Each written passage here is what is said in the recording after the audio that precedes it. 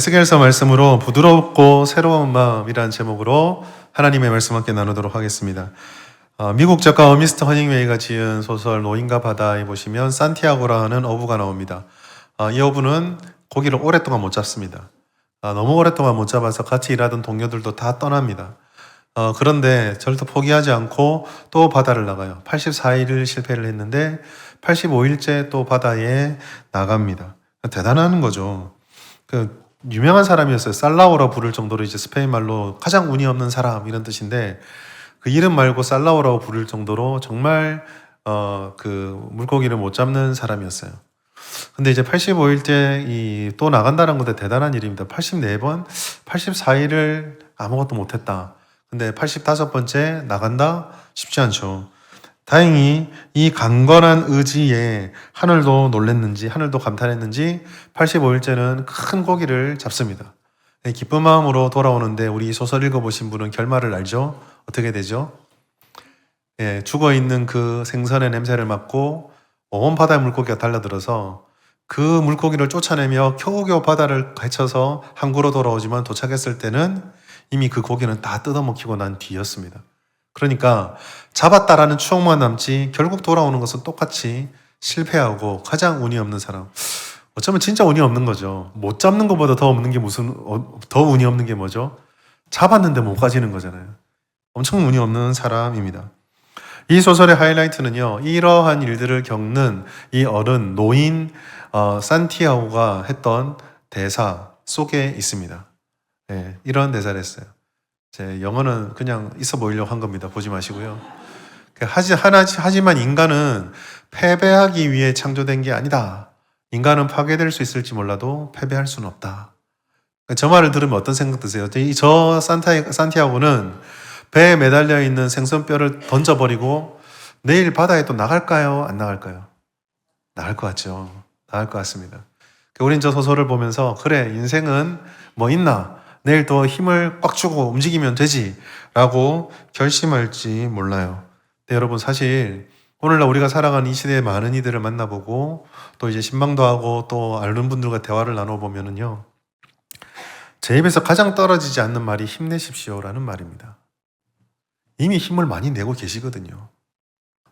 엄청난 힘들을 내고 엄청난 에너지를 쏟아붓고 있습니다. 청년들 막 헐레헐레 하는 것처럼 보이지만 얼마나 치열하게 사는지 몰라요. 중학생들, 고등학생들 말할 것도 없습니다. 유치원 아이들한테 가보십시오. 너 뭐하니? 그럼 바빠요 그럽니다. 안 바쁜 사람이 이 땅엔 아무도 없습니다. 최선을 다해 살고 열심을 다해서 살아요. 그런데도 산티아고처럼 84번, 85번, 몇 번의 실패와 좌절을 계속 겪고 있습니다. 2022년도에 포티파이라고 하는 한 회사에서 직장인 1000명들이 어떠한 상태에서 생활을 하고 있는가를 알아보기 위해서 이 건강업체거든요. 설문조사를 했어요. 그런데 그 조사에서 20대와 30대 절반 이상이 번아웃과 우울증 상태라는 조사가 나왔습니다. 그러니까 에너지가 없는 거예요.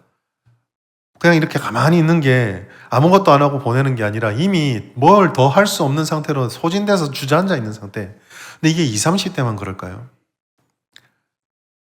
이제는 엄청나게 많이 제가 인용을 해서 더 인용하고 싶지 않지만 독일의 철학자였던 한병철 교수가 책 제목으로 딱 됐던 게 뭡니까? 이분의 책 제목이 두 가지가 저는 이 시대를 잘 보여주는 것 같아요. 첫 번째가요, 되게 유명한 책이 피로사회라는 책이 있고요. 또 다른 하나가요, 불안시대라는 책이 있어요. 피로와 불안이 이 시대에 우리나라의 전형적인 증상처럼 보여진다라는 거죠. 근데 이게 세상만의 이야기입니까? 우리 신앙은 그렇지 않나요? 세상에서 실패하는 사람들처럼 우리도 실패할 때 세상 사람들은 그냥 운만 얘기하면 되지만 우리는 뭐가 힘듭니까? 하나님 도대체 뭐 하실까? 우리의 신앙은 도대체 어디까지 있어야 될까? 더 기도해야 되나? 나 할 만큼 하는 것 같은데 예배? 뭐 어떻게 예배를 더 드려야 되지? 헌신? 나 지금 일상생활 빼고 나면 할 만큼 다 하고 있는데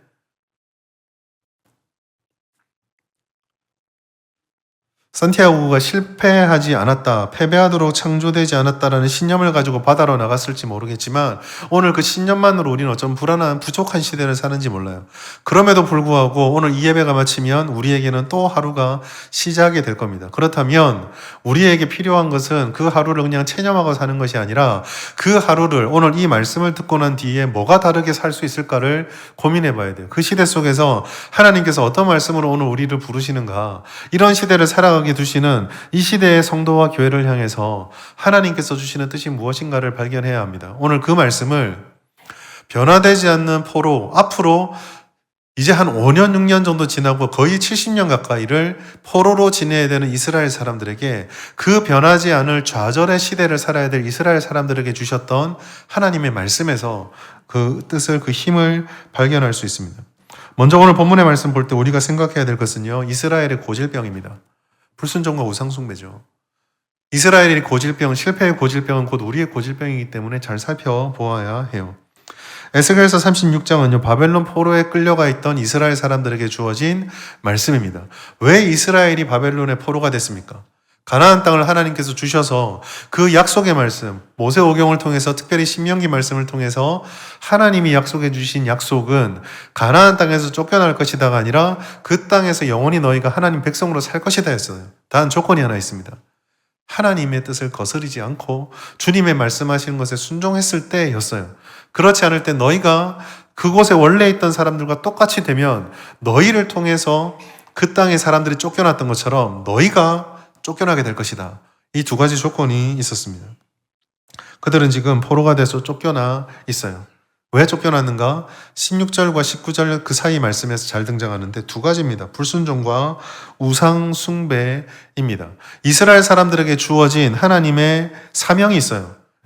가나안 땅에 들어간 이스라엘 사람들에게 하나님께서 이거를 꼭 지켜라고 말씀한 것이 있습니다. 레위기 19장 2절 말씀 우리 같이 한번 읽어볼까요? 시작. 너는 이스라엘 자손의 온 회중에게 말하여 이르라. 너희는 거룩하라. 이는 나 여호와 너희 하나님이 거룩함이니라. 아멘. 무엇이죠? 거룩입니다. 거룩. 뭐 이렇게 하는 이런 느낌이 아니라 다른 거예요. 구별되는 것을 하나님께서는 원했습니다. 하나님께서 이스라엘 백성들에게 주신 사명, 그들의 존재 이유, 그것은 지금까지 그 땅에 살던 사람을 대신해서 그 땅에 들어간 너희들은 지금까지 그 땅에 살았던 사람들, 그리고 그 땅을 중심으로 주변에 있는 사람들과는 다른 모습을 보여주어야 한다. 구별되어야 한다. 이게 이스라엘의 사명이었어요. 그게 율법으로 나타나고 그게 하나님을 섬기는 제사로 나타나고 하나님의 백성다운 삶으로 주어졌던 거죠. 레위기로부터 신명기에 이르는 모든 말씀들은 오직 이 한 가지 하나님의 사명을 위해서 주어진 것이었습니다. 그런데 지금 그들은 그 땅에 없어요. 쫓겨났습니다. 성전도 다 무너졌습니다. 쉽게 말해 이스라엘은 하나님이 주신 그 사명의 존재의 목적을 이루지 못하고 실패했습니다. 우리가 보아야 될 것은 그 실패의 결과예요. 그 실패의 결과가 오늘 말씀해 보면은요 나오는데, 첫 번째가 하나님이 거룩하게 구별하여서 주신 가나안 땅이 더럽혀졌다라고 말씀을 합니다. 중요한 말씀이죠. 하나님께서 아브라함에게 주어진 땅이 400년 동안 가나안 칠족 속에게 더럽혀졌을 때 이스라엘을 통해서 그 땅을 정화하면서 들어갔습니다. 그런데 그들이 그 땅을 깨끗하게 유지한 것이 아니라 그들이 더럽히면서 쫓겨나 버렸어요. 하나님의 약속의 땅이, 거룩하고 깨끗한 땅이 더럽혀져 버렸습니다. 두 번째가 더 심각한 것인데요. 오늘 말씀 보시면 16절부터 말씀을 쭉 읽어보시면요, 이스라엘 사람들이 실패함을 통해서 하나님의 이름, 그 거룩한 이름이, 구별된 이름이, 비교할 수 없는 하나님의 이름이 더럽혀졌다라고 말씀합니다. 20절 말씀 보시면요, 그들이 이른바 그 여러 나라에서 내 거룩한 이름이 그들로 말미암아 더럽혀졌나니 라고 말씀을 합니다. 우리 성경 보시면은 되게 이제 문어책으로 아름답게 쓰여 있기 때문에 더럽혀졌나니 그렇지만 여러분 성경 읽을 때, 우리 성경 읽을 때는 좀 이런 선지서 말씀은 우리 경상도 말이 좀 메리트가 있는 것 같아요. 경상도 말로 이 말씀 보시면은요, 내 다른 이름이 너 때문에 엉망이 됐다 이 뜻이에요. 하나님의 이름이 너희가 다 땅에 떨어뜨렸다라는 뜻입니다. 사람들이 말합니다. 사람들은 그들을 가리켜 일으키기를 이들은 여호와의 백성이라도 여호와의 땅에서 떠난 자라. 얼마나 아름답습니까? 그런데 경상도 말 바꾸면은 하나님께 뱉어진 사람들이다. 그리고 이거는요, 왜 하나님 이름이 실패할까요? 저 하나님이라는 자는 저 백성도 못 지키는 인간이다. 못 지키는 신이다. 이게 지금 20절의 핵심이에요. 그러니까 하나님의 이름이 우리의 실패 때문에, 이스라엘의 실패 때문에 온 이방 족속에게 더럽혀지고 하찮게 되고 있는 거예요. 여러분, 이게요, 너무 달라요. 여러분 잘 기억해 보십시오. 같은 이름인데요. 같은 가나안 땅이었는데요. 이 심판이 있기 전에 가나안 땅에 들어갈 때 하나님의 이름이 그 가나안 백성들에게 어떤 취급을 받았는지 생각해 보십시오. 요단강 건너편에서 전쟁의 소식이 들립니다. 애굽에서 쫓겨난 노예들이 전쟁을 시작했대요. 얼마나 우습게 봤겠어요. 그런데 붙는 나라마다 다 지는 거예요. 나중에 여호수아가 정탐꾼을 들여보냈을 때 라합이 했던 말이 뭡니까? 그 이름으로 우리가 녹아버렸다. 가나안 땅에 처음 들어갈 때는요, 그 여호와 이름이요, 경외와 공포와 두려움과 능력의 이름이었어요. 그런데 지금 바벨론에 들어왔을 때 뭐라고 말합니까? 자기 백성을 뱉어내는 사람, 뱉어내는 신, 지키지도 못하는 신, 말밖에 없는 신, 이렇게 바뀌어버린 거예요. 저들이 섬긴다는 여호와가 저 정도밖에 안 되는구나. 우리가 데리고 있어봤자 우리의 신 마르둑한테 꼼짝도 못하겠지. 예배 드리든 말든 놔둬라. 가짜 신한테 예배하는데 무슨 의미가 있나. 이런 취급을 받고 있는 것입니다. 사실 여러분, 우리는 이 본질을 조금 불편하지만 대면해야 돼요. 왜냐하면요, 현상으로 나타났을 때는 우리가 포로가 된 것이고요, 현상으로 나타났을 때는 이와 같은 실패의 이야기지만, 사실 이런 실패가 나타나고 이런 현상, 포로가 되는 현상이 나타난 것은 이와 같은 일들을 하게 만드는 이스라엘의 그 마음속 깊은 곳에 있는 하나님을 온전히 쫓지 못하는, 주님 앞에 온전히 드리지 못하는 살아있는 자신의 모습, 그 본성이 변하지 않기 때문입니다. 아까 저는 시험 이 말씀을 시작할 때 고질병이 우리의 자화상, 우리의 고질병이라고 말씀을 드렸어요. 이것을 인정하고 깨닫는 것이 중요해요. 왜냐하면 영국의 마틴 로이드 존스라는 목사님께서 무슨 말을 했냐면 이런 말을 했어요. 인간의 가장 근본적인 문제는 환경이나 문제가 아니라 그의 본성이다. 인간은 겉을 아무리 고쳐도, 즉 환경이 바꾸고 문제가 사라져도 그 속이 바뀌지 않으면 다시 무너진다는 거예요.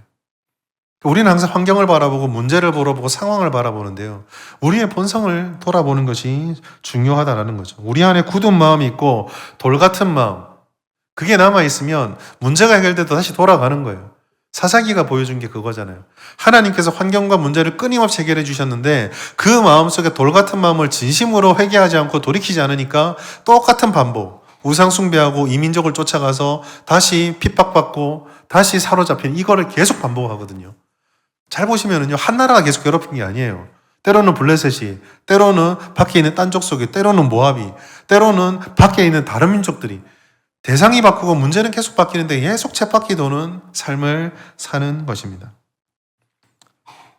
그럼 이런 상황에서 우리는 어떻게 벗어날 수 있을까요? 지쳐있고 낙망하고 있고 피로해 있고 힘들어 있는 이 상황에서 우리는 어떻게 벗어날 수 있습니까? 그것은 우리의 고질병을 더 뛰어넘으시는 하나님의 의지, 그 소망 때문이다라는 것을 오늘 말씀이 우리에게 전해줍니다.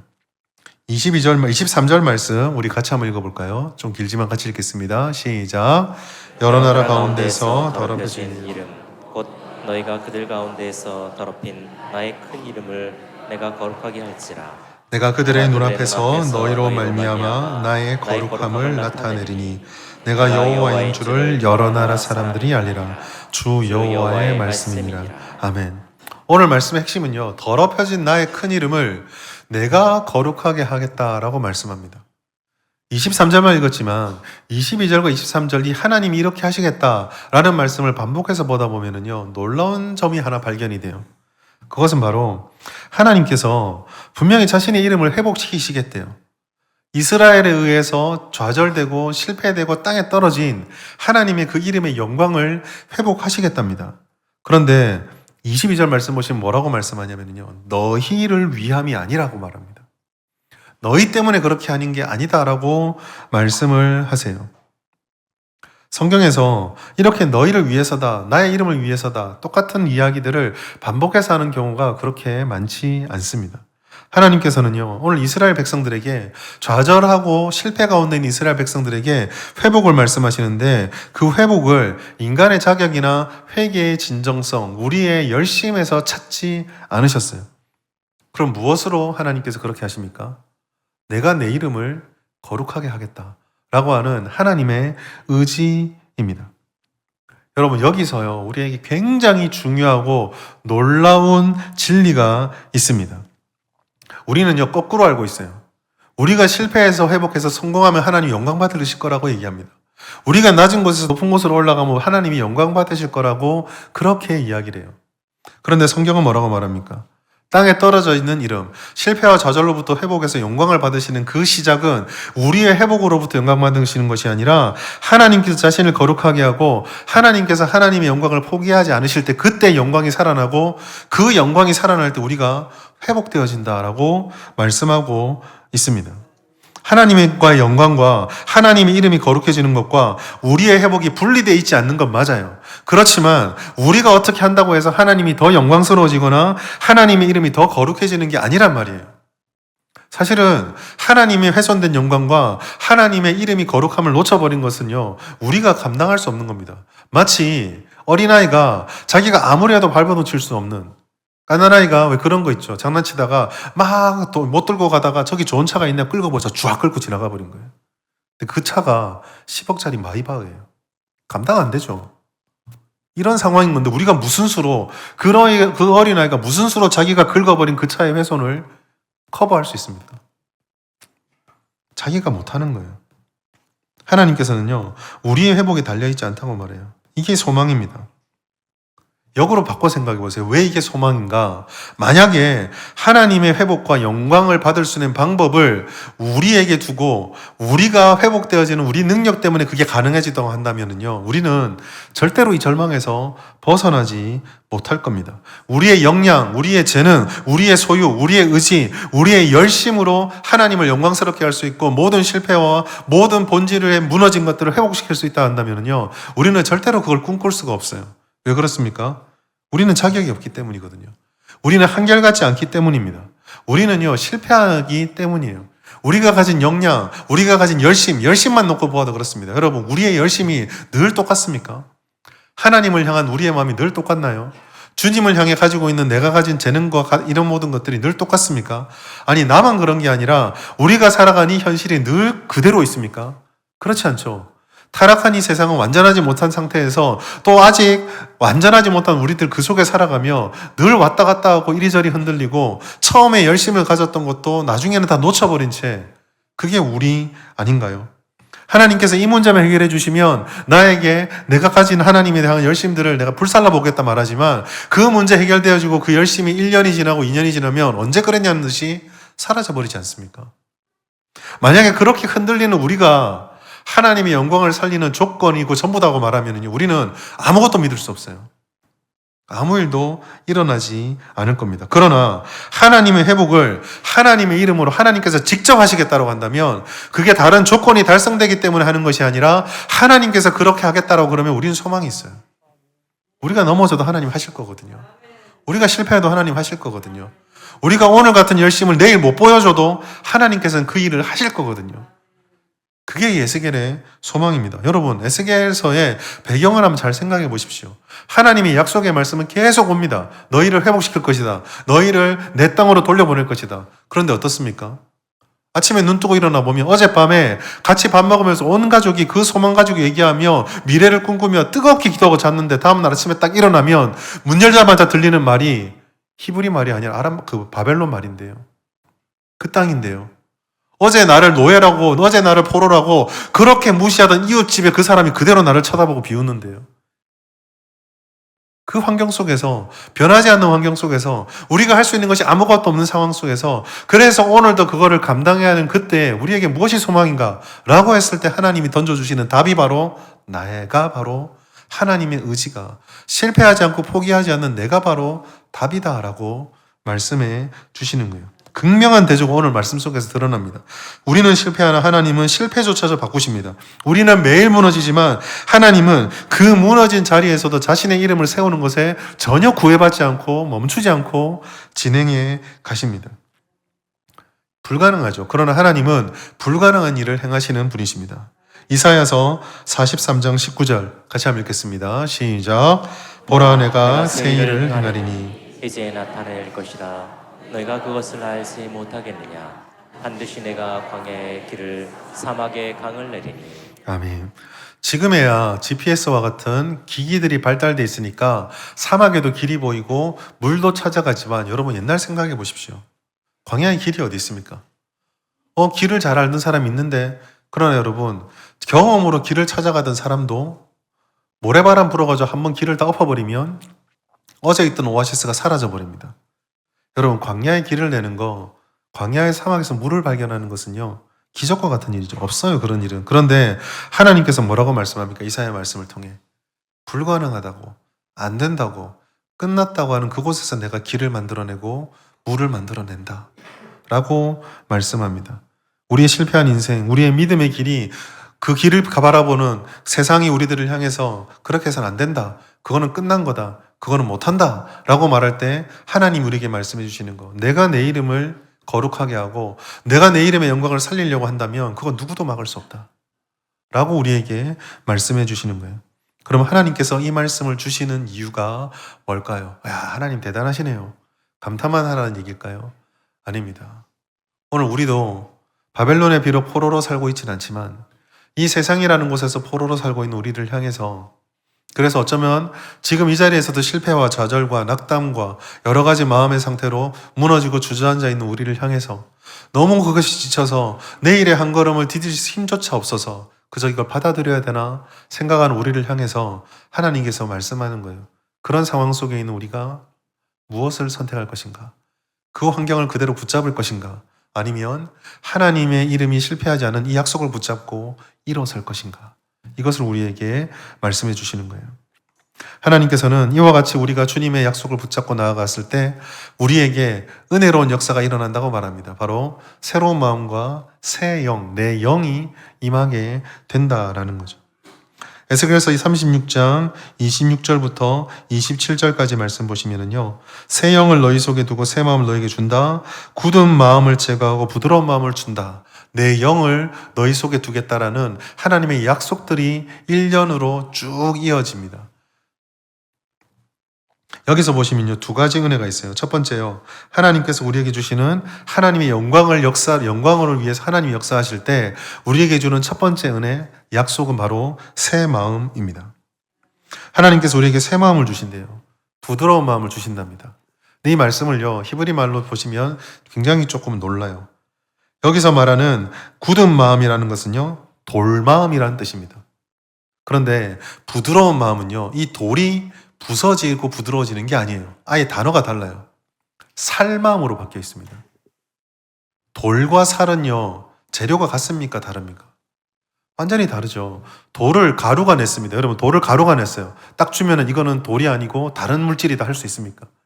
그냥 잘게 부서진 돌이에요. 우리가 그걸 모래로 부르고 먼지로 부를 뿐이죠. 돌은 그냥 돌일 뿐입니다. 근데 하나님께서 우리에게 주는 새 마음은 어떤 마음이에요?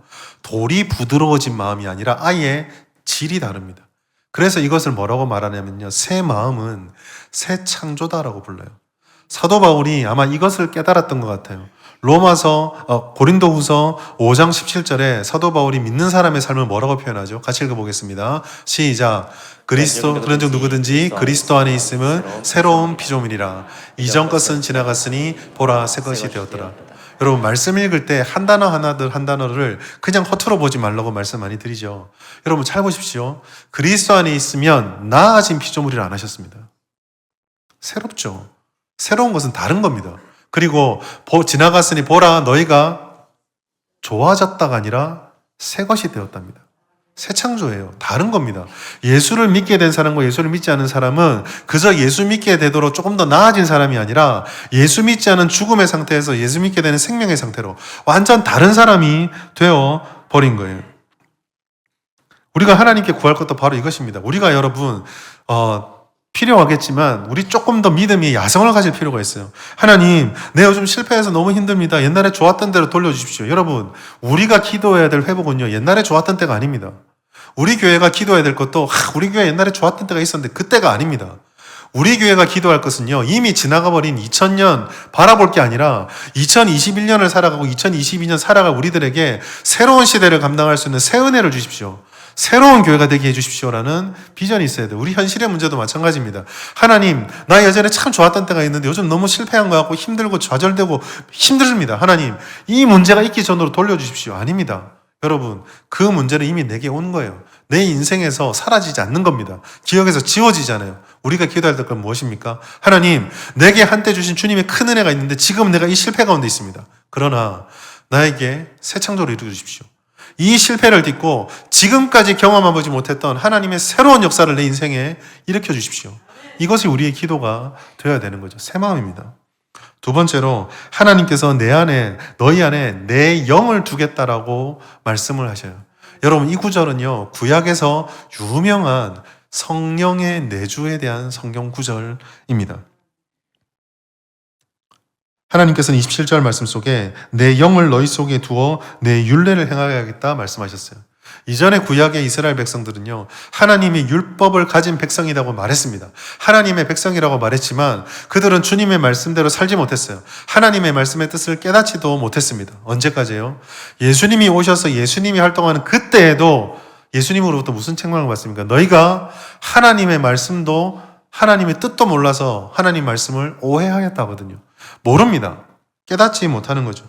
그것을 지키려고 애를 썼지만 그래도 실패도 했습니다. 왜냐하면 그들의 마음은 굳은 마음이었고 그들 안에 성령이 없었거든요. 그러나 이제는 다르죠. 하나님께서 우리에게 성령을 주시겠다라고 말씀하셨습니다. 여러분, 예수님께서요, 그 말도 잘 깨닫지 못하고 하나님 앞에 여전히 주님 앞에서 누가 큰지를 싸고 있는 제자들을 마지막에 앉혀놓고 예수님이 죽기 전에 마지막 가장 길게 가장 오래 가르친 게 뭘까요?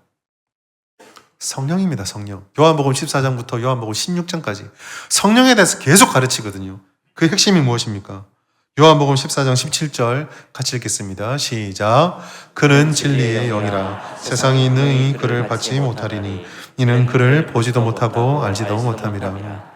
그러나 너희는 그를 아나니 그는 너희와 함께 거하시며 또 너희 속에 계시겠습니다. 아멘. 무엇을 가르쳐 주셨습니까? 예수님 떠난다고 두려워하는 이들에게 아니다. 눈에 보이는 육신의 나는 떠나지만 나와 아버지가 보내는 성령께서 너희 안에 영원히 함께 계시겠다라고 약속해 주셨어요. 이거를 14장, 15장, 16장은 계속 가르치고요. 심지어 마지막 예수께서 올라가실 때 마지막 하셨던 말씀도 무엇입니까?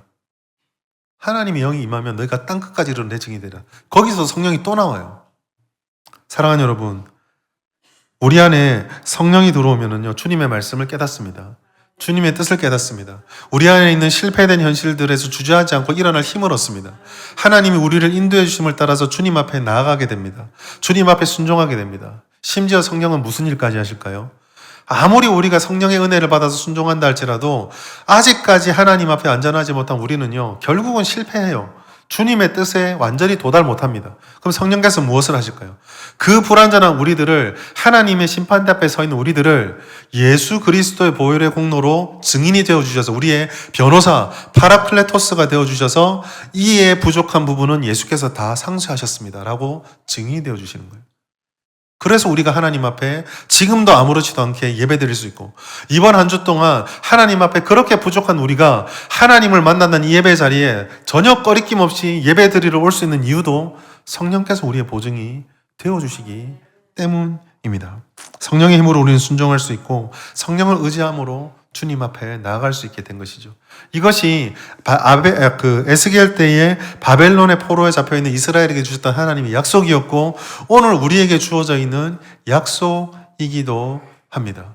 실패하고 좌절하고 그리고 분노하고 힘겨워하고 무기력해진 우리들에게 내일 무언가를 해야 된다는 걸 알지만 그 무언가가 부담스럽기만 한 우리들에게 하나님이 주신 약속이 바로 새 창조와 새 영, 나의 영의 약속인 거죠.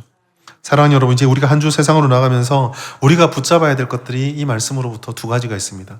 첫 번째, 여러분, 어떤 상황과 어떤 현실이 올다 할지라도 내 힘이 아니라 하나님의 의지가 있음을, 하나님의 뜻이 있음을 기억하고 붙잡으십시오. 에스겔서 36장 22절, 내가 이렇게 행함은 나의 거룩한 이름을 위함이라. 여러분, 하나님은요, 하나님의 이름이 망령되게 되는 것에 대해서 가만히 내버려 두지 않습니다. 주님의 뜻이 좌절되도록, 여러분을 하나님으로 백성으로 세우신 하나님의 그 뜻이 보기 좋게 좌절되도록 그대로 내버려 두지 않으세요. 물론 우리는 여러분, 하나님이 이렇게 뜻이 있고 의지를 가지고 역사를 이룬다 할지라도, 그걸 믿고 오늘 저문을 향해서 나간다 할지라도, 분명히 여러분, 저도 마찬가지고 이번 한 주 실패할 겁니다. 어려움이 있을 겁니다. 장애물이 있을 거예요. 이것은요, 은혜를 받았다고 해서 사라지지 않습니다. 미국의 유명한 신학자의 목회자였던 조나단 에드워즈, 여러분들에게 한 번씩 예를 들었던 것 같은데요. 이분의 일기들이 기록에 보면 참 재밌는 기록들이 많은데 그 중에 이런 기록이 있어요. 하나님께서 주신 너무 큰 은혜를 받아서 그 은혜 받은 밤에 천국을 바라보며 천국을 맛보며 너무 행복하게 잠든 거예요. 그런 은혜 우리도 받으면 좋겠다. 사실 여러분, 그 일기에 주목해야 될 것은 그 다음 장이에요. 그 다음날 이게 뭐라고 적혀 있냐면 이렇게 적혀 있습니다. 어제 받았던 은혜는 온데간데 없고 세상은 여전히 지옥이었다.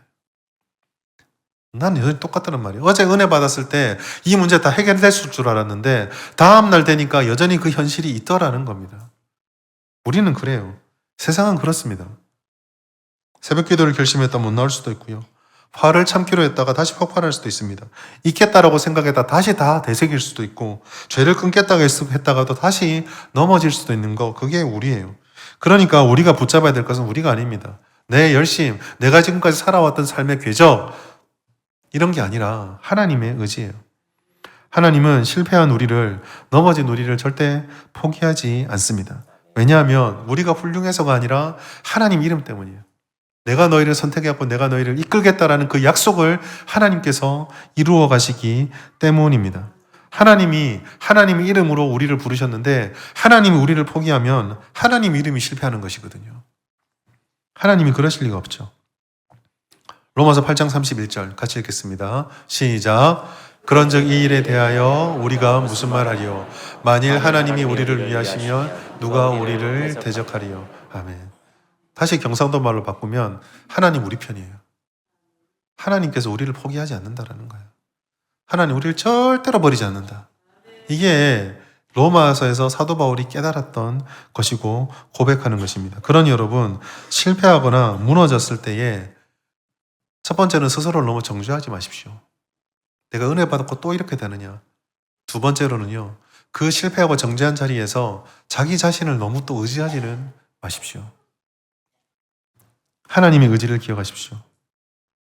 하나님, 저는 또 이렇게 실패했습니다. 넘어졌습니다. 그러나 나의 불완전함이 아니라 하나님을 위해서, 하나님의 뜻하신 대로 하나님의 이름을 위하여 역사를 이루어 주시고 저를 그 역사 속에서 일으켜 주십시오. 하나님의 새 창조를 우리에게 허락해 주십시오. 라고 기도해야 합니다.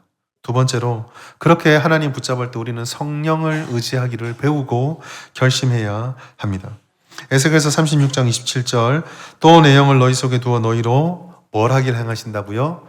내 율례를 행하게 하겠다라고 말씀을 합니다. 우리는 여기서 내 영을 너희 속에 둔다는 성령의 약속을 받았습니다. 그래서 성령을 의지하라는 게 내 안에 성령이 계심을 믿으라는 얘기구나 라고 생각할 수 있어요. 맞습니다. 그런데 50%예요. 나머지 50%가 있습니다. 무엇입니까? 왜 우리 안에 성령을 두실까요? 그 안에 있는 성령께서 우리에게 무엇을 원하실까요? 그게 나머지 구절. 내 율례를 행하기 위해서, 즉 성령이 내주한 자답게 살게 하기 위해서 성령이 우리 안에 있는 거예요. 예수 믿고 새 사람 되었다고 하면서 정작 삶에서는 성령의 충만을 말한다고 하면서 성령이 아닌 자기 힘으로 살려고 합니다. 자기 힘으로 신앙생활합니다. 자기 힘으로 사랑하고 자기 힘으로 용서하고 자기 힘으로 변화를 이루려고 합니다. 그러다가 지치고 무너지고 쓰러지는 거죠. 여러분, 하나님 앞에 누구보다 열심히 했던 사도 바울이요, 갈라디아 교회를 향해서 성도다운 열심의 비결을 이렇게 말했습니다. 갈라디아서 5장 16절 같이 읽겠습니다. 시작. 내가 이르노니 너희는 성령을 따라 행하라. 그리하면 육체의 욕심을 이루지 아니하리라. 아멘. 사도 바울이 얼마나 열심히 사람이에요. 얼마나 계획적이고 얼마나 많은 힘을 일을 했던 사람입니까? 그러나 사도 바울의, 저는 이 고백이요, 사도 바울의 자기 인생의 가치관이자 기준이라 생각해요. 사도 바울은 그 열심의 모든 것이 성령을 따라 행하는 것이었습니다. 성령의 뜻을 위해서. 때로는 성령의 뜻을 몰라서 좌충우돌을 하겠지만 성령의 음성이 들려질 때는 기꺼이 자기가 살아왔던 모든 것들을 포기하고 주님 앞에 순종하는 것, 성령의 인도하심을 날마다 구하는 것. 성령을 따라 행하려면 성령을 구해야겠죠. 여러분, 우리는 아침마다 그리고 매일마다 성령을 구해야 합니다. 하루를 시작할 때 나의 삶에 성령께서, 내 안에 내주하신 성령께서 나와 함께 하기를 여러분 구하십시오. 오늘 하루 저를 인도해 주시고 저 혼자서 힘으로 감당하고 생각하고 판단하고 결정하는 것이 아니라 성령의 뜻을 따를 수 있도록 성령 하나님 나와 함께 해 주십시오 라고 기도하십시오. 그리고 순간마다 성령에게 물으십시오. 아침에 내가 성령의 임재를 초청했다 할지라도 아마 우리가 하루를 살아가다 보면 또 여러 가지 어려움들과 문제에 부닥치게 될 거예요. 여러분, 그럴 때마다 우리는 잠깐 멈출 수 있는 지혜가 있어야 합니다. 성령께 물어야 돼요. 여러분, 느헤미야를 잘 생각해 보십시오. 극적인 이야기지만 느헤미야가 결정적인 순간에 했던 일을 잘 기억하십시오. 자기 왕에게 포도주를 진상하다가 왕이 얼굴을 바라보며 너 무슨 걱정 있니? 라고 묻습니다. 되게 따뜻한 얘기처럼 들리지만은요, 그 당시의 문화를 생각하면 심장이 철렁 내려앉는 거예요. 왜요? 황제는요, 늘 암살의 위험을 감지하고 있거든요. 걱정하고 있습니다. 다시 말해서 주변 사람이 얼굴빛이 변했다는 사람, 그걸 느끼고 그 사람에게 너 무슨 일 있니? 라고 하는 말은요, 본심은 너 무슨 생각하는 거야? 입니다. 대답 여하에 따라서 죽을 수도 있는 거예요. 그런데 오늘 그 질문의 대화 속에서 느헤미야가 했던 것이 무엇입니까? 느헤미야 2장 4절 같이 읽습니다. 시작. 왕이 내게 이르시되 그러면 내가 무엇을 원하느냐 하시기로 내가 곧 하늘의 하나님께 묻다. 대답에 급하고 이 왕의 마음을 돌리기 위해서 막 말을 쏟아놓는 것이 아니라 느헤미야는 잠깐, 이게 성경에서 내가 곧 하늘의 하나님께 묵도한다는 시간을 말하지 않지만 극히 짧았을 거예요. 왕이 묻는데 계속 말을 안 할 수 없잖아요. 그러나 이 잠깐의 멈춤, 하나님을 향해서 눈을 돌릴 수 있는 성령에게 묻는 이 행동, 이것이 우리를 살리는 거죠. 내가 결정해야 될 순간이 올 때, 화가 나는 순간, 유혹이 오는 순간, 실패 때문에 실망이 와서 마음이 무너지는 순간, 그때 나의 생각, 나의 기분, 나의 마음에 모든 것들을 맡겨놓는 것이 아니라 모든 것을 잠깐 멈추고 하나님, 성령님, 지금 어떻게 해야 합니까? 무슨 뜻입니까? 내가 이렇게 생각해도 됩니까? 이렇게 말해도 됩니까? 이렇게 행동해도 됩니까? 라는 주님의 묻는 순간의 기도가 있어야 되죠. 이것이 바로 데살로니가 전서에서 말했던 쉬지 말고 기도하라의 뜻이에요. 그리고 무엇보다 여러분, 실패했을 때 주저하지 말고 성령님께 돌아오십시오. 성령을 초청하고 주님의 말씀을 물었음에도 불구하고 여전히 실패하는 우리들인데, 그럴 때마다 실패했다고 넘어졌다고 좌절하거나 포기하지 말고 성령께 다시 돌아오십시오. 하나님, 성령님, 내 안에 계신 하나님, 내가 또 실패했습니다. 그러나 저를 다시 한번 붙들어 주십시오. 하나님, 나를 다시 한번 일으켜 주십시오. 라고 주님께 나와야 합니다. 그래야 우리는 부드럽고 새로운 마음으로 이 옛것에 지배받지 않고 좌절하지 않고 무기력하지 않고 일어설 수 있습니다. 사랑하는 여러분, 우리는 두 가지를 붙잡아야 돼요. 하나님의 의지를 기억하는 것이고 성령을 의지하는 것입니다. 특별히 여러분, 하나님 우리의 실패에서 멈추지 않고 우리의 실패가 하나님의 실패는 아니다라는 것을 늘 기억하십시오. 하나님께서는 온 인류가 그렇게 저항을 해왔음에도 불구하고 복음을 통해, 예수를 통해 우리를 구원한 일을 실패하지 않으셨습니다. 그 예수님께서 우리에게 마지막까지 약속해 주신 것이 무엇입니까? 우리 안에 성령을 보내시고 그 성령의 도우심으로 하나님의 힘으로 일어날 수 있게 해주시는 것. 주님의 뜻을 통해서 남들은 다 안 됐다, 끝난다, 못한다 라고 하는 그때에 성령을 통해서 새롭게 하겠다라는 그 새 길, 누구도 알지 못했던 그 길을 열어주시는 하나님의 약속이 있는 거예요. 바벨론은 안 망한다, 바벨론 망하고 나서 페르시아가 나타나는 거, 페르시아는 못 이긴다 라고 하는데 이스라엘을 보란듯이 예루살렘으로 돌려보내셨던 하나님이십니다. 하나님이 하시면 어떤 역사가 일어날지 우리는 아무것도 알지 못하죠. 오늘 말씀을 마치면서 여러분 같이 한번 이 고백들을 읽었으면 좋겠습니다. 같이 읽겠습니다. 시작.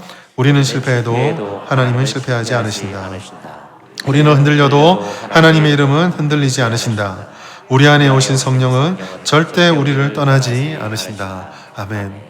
에스겔에 약속해 주신 새 영, 새 마음, 부드러운 마음의 역사는 그리스도 안에서 실현되었고 성령을 통해서 이미 우리 안에 왔습니다. 여러분, 예수님을 믿으십니까? 그렇다면 여러분 안에는 이미 성령이 오셨고 새로운 마음과 부드러운 마음이 임했습니다. 그 성령의 영을 쫓아서 이번 한 주도 주님과 함께 동행하여서 세상처럼 주저앉아 있지 않고 실패와 좌절 속에 무너지지 않고 새롭게 다시 일어나셔서 주와 동행하시는, 또 하나님이 주신 은혜를 누리시는 우리 모든 성도님 되시기를 예수님의 이름으로 축복합니다.